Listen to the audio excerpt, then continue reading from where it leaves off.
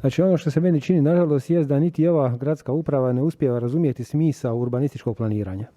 Kao prvo, svi su urbanistički planovi, od viših do onih nižih, u načelu alati koji imaju smisao da planiraju sadržaje vezane uz život neke zajednice.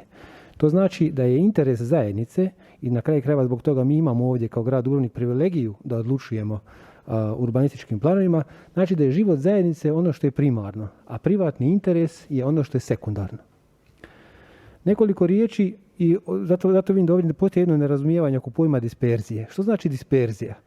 Znači ako imate na nekom mjestu 100 nečega, disperzija znači da neće više biti tu 100, nego da će biti 50 na jednom mjestu, a da će 50 ostati ovdje u središtu.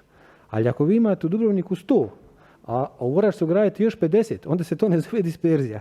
To se zove vrlo jednostavno povećanje kapaciteta. Tako da razlikujemo te stvari realno.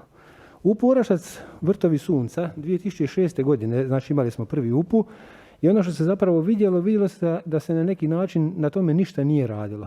I mjesto da je grad Dubrovnik razmišljao o tome da radi nekakvu preinaku u urbanističkim planovima, on je zapravo sada dopušta ovdje da se stvari još više povećavaju. Tamo se moglo raditi, mi smo o tome bili pisali, kao Srđe grad, moglo se razmišljati znači o interesima zajednice. Vidjeli ste kakve demografske probleme Dubrovnik ima i okolica.